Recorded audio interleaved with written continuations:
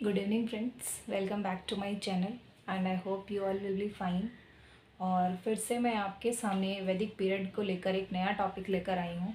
और एक्चुअली वैदिक पीरियड में काफ़ी कुछ मैंने आपको बता दिया था, जिसमें लेटर वैदिक पीरियड हम पढ़ रहे थे।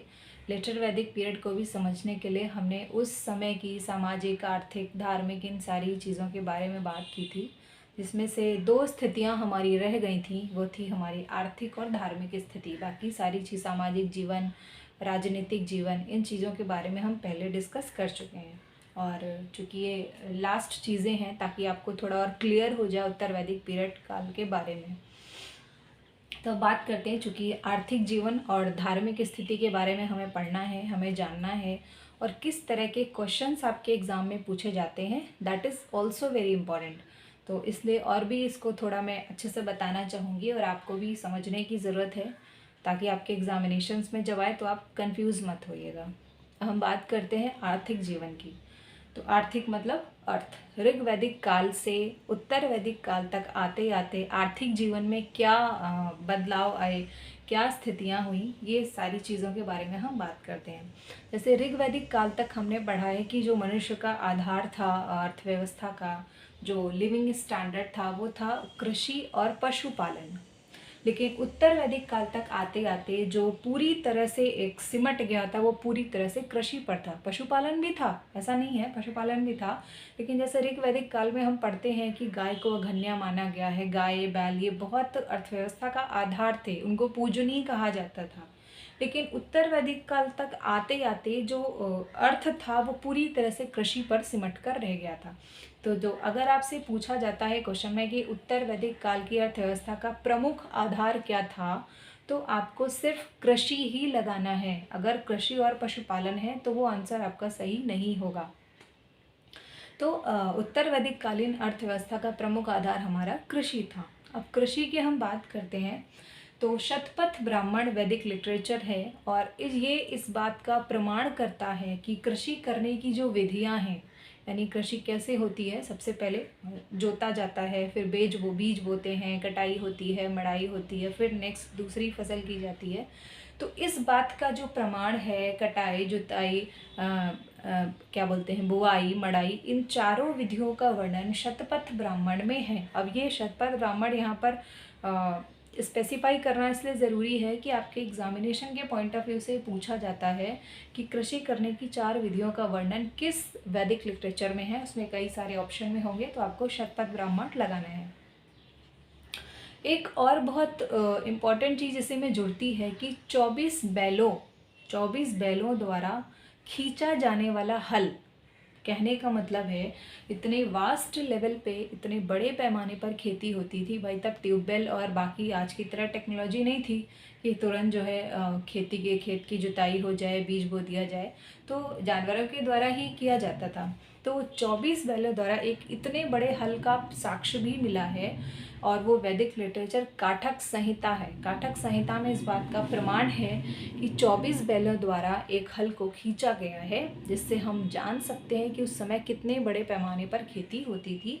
और इसीलिए खेती को प्रमुख आधार माना गया है अर्थव्यवस्था का। किस टाइम का? उत्तर वैदिक काल पीरियड का। ऋग वैदिक काल पीरियड का नहीं। ऋग वैदिक काल का अगर आएगा तो आपको कृषि पशुपालन दोनों है, तो दोनों लगाने हैं। अब बात करते हैं, इतने सारे वास्ट लेवल पर प्रोडक्शन होता था तो क्या क्या चीज़ें होती थी। गेहूँ है, धान है, जौ है, मसूर है, मतलब दालें हैं, चावल है, गेहूँ, जौ, ये सारी चीज़ें, उड़द है, मूंग है, इन सारी चीज़ों का भी प्रोडक्शन होता था। जब बहुत बड़े लेवल पर खेती होती है तो उसकी वैरायटीज़ भी होने लगती हैं। अब इतने बड़े पैमाने पर खेती हुई, इन सारी चीज़ों को उगाया जाने लगा। तो अब जब कोई चीज़ ज़्यादा प्रोडक्शन में होती है तो हम क्या करते हैं, हमारे यूज़ की जो होती है उसको रखते हैं, बाकी बेच देते हैं, दूसरे को दे देते हैं। उसी तरह अब जब इसकी बारी आई, भाई इतना ज़्यादा प्रोडक्शन हो रहा है तो हम क्या करेंगे, बेच देंगे। तो इनको नापने के लिए, ये मैं कनेक्ट इसलिए कर रही हूँ कि आपको याद करने में आसानी हो। कंफ्यूज वैसे तो, क्योंकि एक एक लाइन, एक एक अगर हम बुक उठाएंगे तो आप बहुत कंफ्यूज होंगे। बुक्स में तो बहुत वास्ट लेवल पे दिया है, और हो सकता है आप इतना सारा पढ़ें, रटें, फिर दिमाग से गायब हो जाए। तो एक से दूसरे को कनेक्ट करके अगर पढ़ेंगे तो आपको थोड़ा आसान हो जाएगा।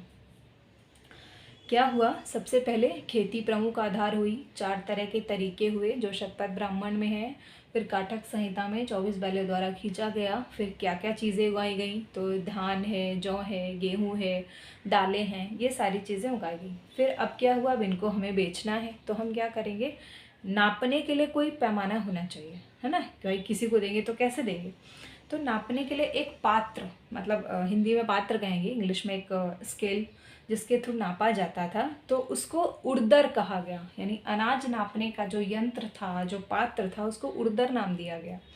और आप देखेंगे कि अभी भी वो चलता है, ऐसा एक मग टाइप का जिसमें आगे चोंच होती है, उसी के थ्रू इवन जब लिक्विड हम देते हैं, कई बार दूध वाले ऐसा पात्र यूज़ करते हैं, आपने देखा होगा, तो वैसा ताकि डालने में आसानी रहे, तो जो चोंच वाला पात्र है उसको प्रवीरवंत कहा गया।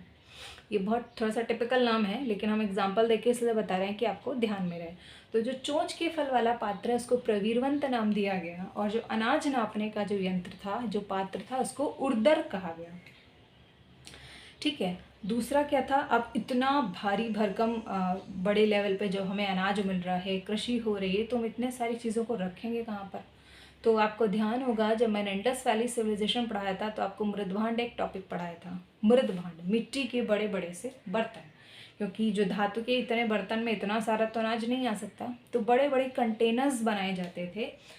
तो मृद भांड इस टाइम पीरियड में मिले हुए हैं। कौन कौन से, 4 तरह के मृद भांड हैं, लाल रंग के, काले रंग के, लाल और काले मिक्स, और एक चित्रित धूसर मृद भांड, जिनको PGW यानी पेंटेड ग्रेवेयर मृद भांड भी कहते हैं। आपको मृद भांड के बारे में जानना है तो मेरा पिछला वीडियो ज़रूर देखिएगा, उसमें मृद भांड को बहुत अच्छे से मैंने बताया है, और आपके एग्जामिनेशन के लिए भी इम्पॉर्टेंट है। बट अभी हम दूसरी चीज़ पढ़ रहे हैं तो उसको बीच में नहीं लाते हैं। तो जो पेंटेड ग्रेवर मृद भांड है, लाल रंग के, काले रंग के, और मतलब एक लाल, एक काला, एक लाल काला मिक्स, और एक चित्रित धूसर मृद भांड। अब इसमें से सबसे जो ज़्यादा मात्रा में यूज़ होता था, जो सबसे ज़्यादा चलन में था, वो लाल रंग का था। ये पूछा जा सकता है उत्तर वैदिक काल में सबसे ज़्यादा चलन में कौन सा था, तो लाल रंग के मृद भांड। इवन लाल रंग का जो आप देखिए ना, वो शुरू से लास्ट तक बहुत ज़्यादा यूज़ हुआ है। हाँ, अगर स्पेशली नाम आता है PGW तो आपको वैदिक काल लगाना है। ठीक है, इन सारी चीज़ों में मृद भांड में जो है बड़े बड़े जो ज़्यादा मात्रा में प्रोडक्शन होता था अनाज का, वो उसमें रखा जाता था। ये 4 तरह के मृद भांड का हमें ऐसा साक्ष्य भी मिला हुआ है। अब हम क्या करें, जब सारा हमारे पास हो गया, हमने रख दिया, और अनाज मापने के लिए कई बर्तन भी हमें पता चल गए, फिर अब इनको हमको देना है, दूसरे को देना है, यानी बेचना है। इतना सारा हम क्या करेंगे, तो बेचने के लिए पहले तो चलन में एक्चुअली ऋग्वैदिक काल में हमें मुद्राएं मिली हुई हैं, लेकिन जो मोस्टली बहुत चलन में था वो वस्तु विनिमय था। मतलब गेहूँ ले लीजिए, उसके बदले में आप दूसरा सामान दे दीजिए, तो वस्तु विनिमय, ये आपको पता ही होगा। तो किसी एक वस्तु के बदले दूसरी वस्तु खरीदना वस्तु विनिमय। लेकिन फिर भी कुछ मुद्राओं का हमें एविडेंस मिलता है, तो उस बारे में हम बात करते हैं। जो सबसे मूलभूत मुद्रा थी, सबसे मूलभूत इकाई थी, उसको हम कृष्णल कहते हैं। अभी मैं आपको कुछ चीज़ें व्हाइट बोर्ड पे भी क्लियर कर दूंगी, तो आपको और अच्छे से याद हो जाएगा। कृष्णल कहा गया। और चांदी की मुद्रा मिली है जिसको शतमान कहा गया। सोने की एक मुद्रा मिली है जिसको निष्क कहा गया, और उसका भी क्या वैल्यू है ये भी हम बात करेंगे। और रिक्तिका, गुंजा, ये सारी इकाइयाँ मिली हुई तौल की इकाइयाँ हैं, जो आपके एग्जामिनेशन में शायद पूछ ली जाए, इसलिए मैं इनको बीच में ला रही हूँ। तो इस तरह की मुद्राओं का एविडेंस भी हमको मिलता है, जिससे हम ये जान सकते हैं कि इन मुद्राओं के थ्रू भी व्यापार होता था। इन मुद्राओं के थ्रू भी जो चलन था आर्थिक स्थिति में या आर्थिक जीवन में, वो ऐसा उस टाइम प्रचलन में था। और शतपथ ब्राह्मण में एक कथा है जल प्रलय की। उस बात से ये भी प्रमाण मिलता है कि उस टाइम पीरियड में जो भारत का व्यापार है वो बेबीलोन के साथ होता था। बेबीलोन जहाँ का सिकंदर था, सिकंदर जहाँ से आया था, तो उस कथा में इस बात का वर्णन है, इस बात का साक्ष्य है कि बेबीलोन से भारत का व्यापार था। तो हम कह सकते हैं कि not in Indus valley civilisation और not in after it Indus valley civilisation, it was also और search that the business was the trades was also in उत्तर वैदिक and later Vedic period. It means later Vedic period में भी जो हमारा international trade था वो वैसा ही था। मतलब बहुत बड़े लाइक इंडस वैली सिविलाइजेशन की तरह नहीं, बाद की तरह नहीं, बट इस बात का एविडेंस है कि लेटर वैदिक पीरियड में भी जो व्यापार है वो विदेशों से था। तो ये मैं इसलिए बता रही कि कई बार कथन में ऐसे क्वेश्चंस आते हैं कि आपको 3 स्टेटमेंट दे दिया जाएगा कि इंडस वैली सिविलाइजेशन में भारत का व्यापार विदेशों से था। हाँ, हम पता ही है क्योंकि फारस और मेसोपोटामिया, ईरान की मुद्राएं मिली हुई हैं हमें वहाँ से, तो ये तो सही बात है। पर वैदिक पीरियड के बारे में हम थोड़ा ये सोच लेते हैं वो तो ग्रामीण सभ्यता थी, बाहर से कोई कनेक्शन नहीं था। बट नहीं था, ये बात सही है, बट इस बात का एविडेंस भी मिला है कि कुछ यानी बेबीलोन से भारत का व्यापार का साक्ष्य है, तो आप इसको नकार नहीं सकते, आपको कथन ध्यान में रखना है। ये सारी चीज़ें थी।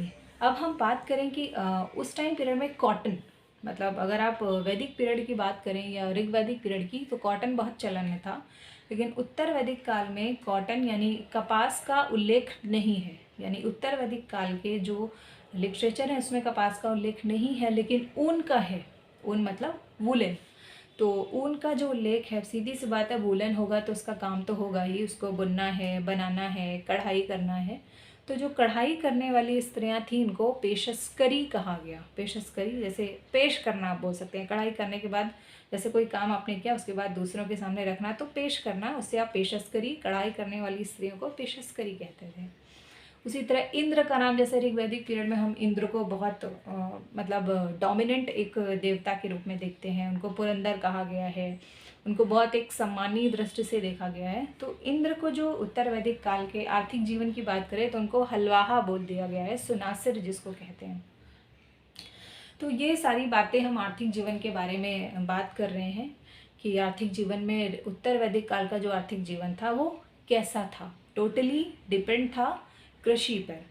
अब दूसरी हम बात करें तो धार्मिक स्थिति पे। धार्मिक स्थिति क्या थी, तो ऋग्वैदिक काल में धार्मिक स्थिति थी, हमने 4 देवताओं के नाम पढ़े थे, इंद्र, मित्र, वरुण, सत्य। इन सारे देवताओं को बहुत महत्व था। इंद्र का तो स्पेशली बहुत था, प्रगति की बहुत पूजा थी, अग्नि का, वरुण का। पर जब लेटर वैदिक पीरियड में हम आ जाते हैं तो इन देवताओं को महत्व घटने लगता है और उसका स्थान प्रजापति, विष्णु और रुद्र, स्पेशली शिव ने बहुत ज़्यादा स्थान ले लिया है उत्तर वैदिक काल में। तो जिन देवताओं को हम ऋग्वैदिक काल में बहुत शक्तिशाली या बहुत क्या बोलते हैं डोमिनेंट देखते हैं, उनका महत्व धीरे धीरे कम होकर उत्तर वैदिक काल में स्पेशली शिव का बहुत आता है, और उसके बाद पशुपति का विष्णु का, दक्ष का या प्रजापति का, इनका नाम सामने आने लगता है। सेम अच्छा, ऋग्वैदिक काल में एक चीज़ बहुत अच्छी थी कि जो पुरोहित थे उनको 7 तरह के पुरोहित का हम वर्णन देखते हैं कि ऋग्वैदिक काल में 7 तरह के पुरोहित मिले हैं। लेकिन उत्तर वैदिक काल तक आते आते कर्मकांड, धर्मांधता इतना ज़्यादा बढ़ जाता है कि इनकी संख्या 7 से 17 हो जाती है। और जो कर्मकांड है, यज्ञ है, जैसे ऋग्वेद में हमने पढ़ा है कि यज्ञ का बहुत महत्व है। हमने पुरुषमेध यज्ञ, अश्वमेध यज्ञ, राजसु यज्ञ, वाजपेयी यज्ञ, इन सारे यज्ञों का उल्लेख है। उत्तर वैदिक काल में भी है, लेकिन जो तरीका है, जो क्या बोलते हैं रिजिडनेस है, वो बदल गई है, वो बहुत ज़्यादा कट्टर हो गई है कि ऋग्वैदिक काल में वांछनीय होता था, आदमी संपन्न है, इच्छा है तो वो कर सकता है और करना चाहिए। लेकिन जब लेटर वैदिक पीरियड में आते हैं तो ये पुरोहितों का महत्व इतना बढ़ जाता है कि पुरोहित से ही राजा बनेगा, और मतलब लोगों को मैन्युपुलेट करके उनको ज़बरदस्ती वो काम कराना कि नहीं, अगर आप यज्ञ नहीं करोगे तो आपके साथ बुरा हो जाएगा, ऐसा होगा, वैसा होगा। तो ये कर्मकांड इतना ज़्यादा बढ़ गया था कि लोग परेशान हो गए थे बहुत ज़्यादा। पर यज्ञों का महत्व इतना बढ़ गया था कि जिसके पास नहीं भी पैसा है, जो संपन्न नहीं है, उसको भी करना है।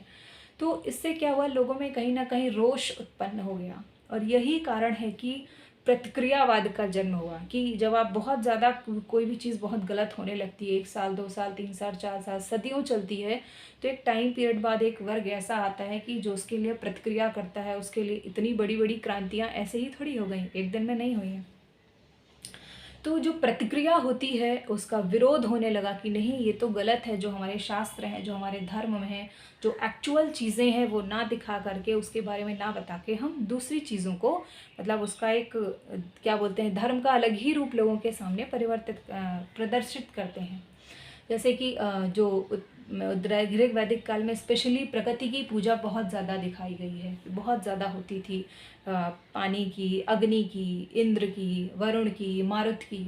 पर जब उत्तर वैदिक काल में आते हैं तो जो इनका एक दैवी रूपांतरण हो जाता है अप्सराओं में, नागों में, और इन लोगों को भी हम देव की परिकल्पना से देखने लगते हैं। ये हमें उत्तर वैदिक काल में मिलता है। तो आपके एग्जामिनेशन में पूछा जा सकता है कि अप्सराओं और नागों का जो दैवी परिकल्पना है या जो देवों के रूप में मान्यता है वो हमें कब मिलती है, तो उत्तर वैदिक काल में है, ऋग वैदिक काल में नहीं है। तो जब प्रतिज्ञाव्रत का जन्म होता है तो इसी के बाद आप देखेंगे अभी आगे मैं इसके बाद एक टॉपिक और वैदिक लिटरेचर पढ़ाऊंगी, वो भी बहुत इंपॉर्टेंट है आपके एग्जामिनेशन के बिहाफ पे। उसके बाद हमारा जो है धीरे धीरे क्या बोलते हैं, जैन धर्म, बौद्ध धर्म, ये सारी चीज़ें सामने आ जाती हैं और फिर वैदिक धर्म या यज्ञों का महत्व घटने लगता है और एक नए धर्म का उदय होता है जो पूरी तरह से, मतलब खंडन नहीं किया है, लेकिन जो बातें गलत हैं, जो नहीं होनी चाहिए, उसके बिहाफ में एक नया, एक पवित्र जिसको बोलते हैं, एक ऐसा धर्म उत्पन्न होता है जो इस बात का खंडन करता है कि वैदिक जो प्योर धर्म है उसको हमने खराब कर दिया है, उसमें जो बुराइयां हैं उसको हटाकर एक नई चीज़, एक नई धारा सामने आती है। तो एक और मैं आपको इसमें एक चीज़ और, आर्थिक जीवन में एक बात और बताना चाहूँगी कि जैसे हमने सिंधु सभ्यता पढ़ा था तो वो पूरी तरह से नगरीय थी, ये बात तो सर्वप्रमाणित है। और वैदिक काल के बारे में हमारी मान्यता है कि ये ग्रामीण थी, ये भी बात सही है। लेकिन जब लेटर वैदिक पीरियड में आते हैं हम, तो तैत्रीय आरण्यक एक वैदिक लिटरेचर है जिसमें इस बात का प्रमाण है कि उस समय 2 नगरों की खोज हो चुकी थी। तो ये क्वेश्चन आपके एग्जामिनेशन में ऐसा पूछा जा सकता है कि क्या वैदिक काल में नगरों का उद्भव हुआ था? तो अगर ऋग्वैदिक काल ऑप्शन में है तो वो गलत ही है, क्योंकि ऋग्वैदिक काल में तो नहीं था। पर उत्तर वैदिक काल अगर ऑप्शन में है तो आपको लगाना है कि उत्तर वैदिक पीरियड में नगरों की खोज का प्रमाण हमें मिलता है तैत्रीय आरण्यक से, और वो 2 नगर हैं, हस्तिनापुर और कौशाम्बी। और इसी के बाद फिर आगे जब हम आगे पढ़ेंगे तो फिर तो 16 महाजनपद बनते हैं, 16 महानगर बनते हैं।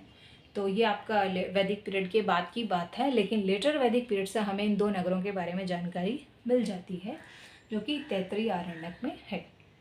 तो आज के लिए हमने अभी आपको आर्थिक और इसका क्या बोलते हैं, धार्मिक जीवन बता दिया है। अब अभी वाइट बोर्ड पर मैं आपको कुछ चीज़ें और इसी में और क्लियर कर देती हूँ कि कौन सी चीज़ किस वैदिक लिटरेचर में मिली हुई है, तो आपके एग्जामिनेशन के लिए बहुत अच्छा रहेगा और आपको याद करने में भी आसानी रहेगी।